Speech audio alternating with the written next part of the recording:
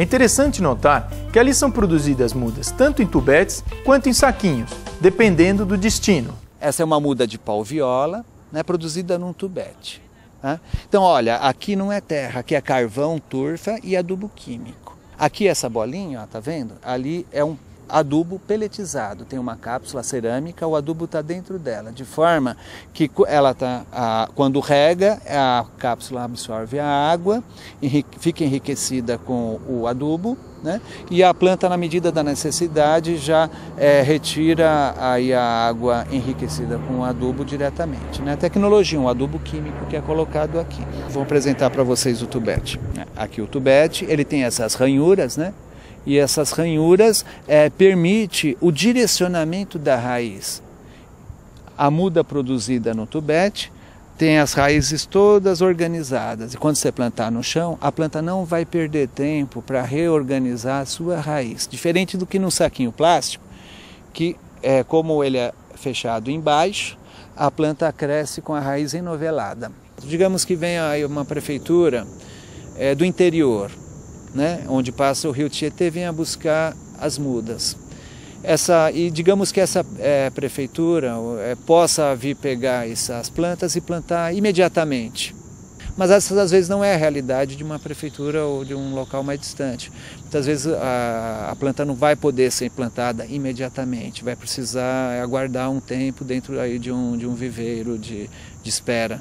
As mudas em tubetes, ainda que apresentem uma série de vantagens, não aguentam tanto tempo de armazenagem, como aquelas produzidas em saquinhos plásticos. Por isso, o parque também tem esta segunda opção, como nos explicou o Fernando. O investimento em tubete garante uma saúde na muda, né? Porque a planta você tem condição de controlar melhor os nutrientes e controlar melhor a iluminação, tem condição de controlar melhor também algum tipo de praga que possa ocorrer, né?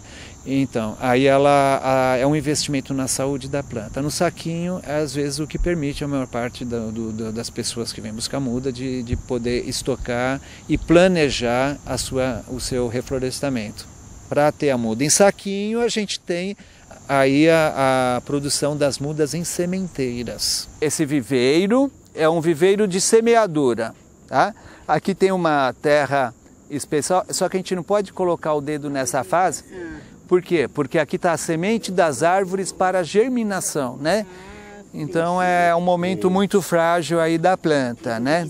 Então aqui vieram as sementes de árvores aí da mata do rio Tietê, né, para serem plantadas aqui no parque e também aí em áreas do rio Tietê que sofreu o desmatamento. As plantas são semeadas em sementeiras, transplantadas para o saquinho de plástico, né, e antes de irem para o destino, elas são colocadas em um galpão aberto de rustificação ou de climatização, ou seja, a planta vai estar numa condição mais próxima da sua realidade futura, né, de forma a não ter perda tão importante aí quando colocada na natureza.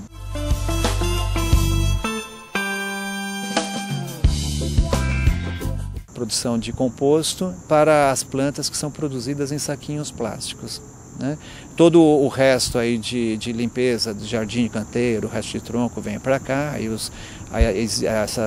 existe a decomposição natural, né?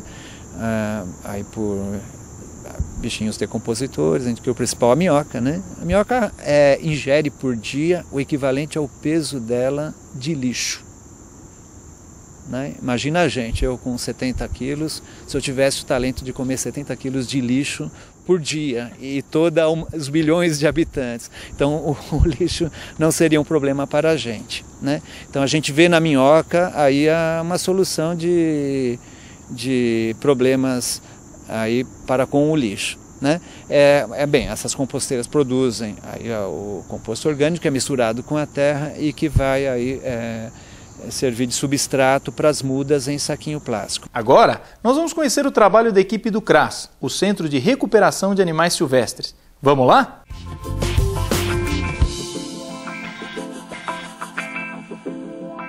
O CRAS é um centro de recuperação de animais silvestres, ou seja, a gente recebe animais provenientes ou do tráfico, ou da doação de particulares, ou de recolhimento por órgãos fiscalizadores, seja a Polícia Ambiental, ou IBAMA, ou órgãos federais. Quando a espécie é recolhida por comércio mesmo, feira de um rolo, eles chegam com empenamento deficitário, magros e até com alguns sinais de algumas doenças. Esses animais chegam aqui em diversas condições, algumas vezes sadios, outras nem tanto. A gente consegue fazer a recuperação desse animal, garantir a saúde sanitária e biológica dele e assim a gente destina ele ou para um criatório, ou para um zoológico, ou determinadas espécies. Para algumas áreas de soltura a gente consegue fazer a reintrodução das espécies. 4.000 animais, em média, por ano nós recebemos.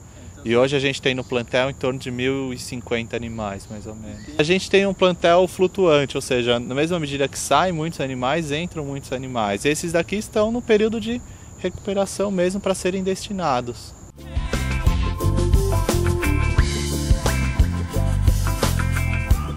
80% do nosso plantel é formado por aves.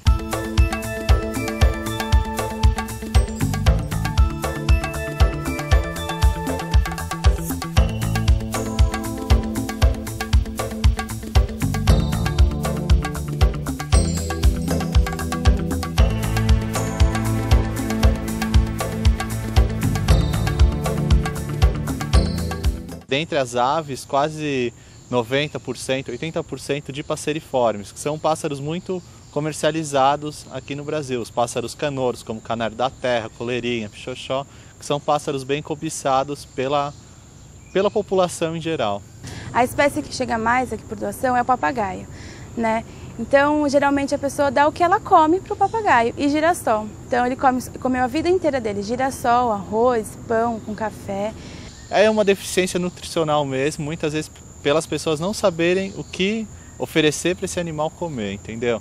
E isso desencadeia uma série de problemas sanitários que vêm a prejudicar a saúde desse animal. Então, quando o animal chega aqui, a gente tem que adequar a alimentação, né, correta para ele. Então, reduzir aos poucos o girassol, que é uma semente muito oleosa, colocar as frutas, né, que é o alimento que ele tem que comer. Então, isso tudo é devagar e gradual.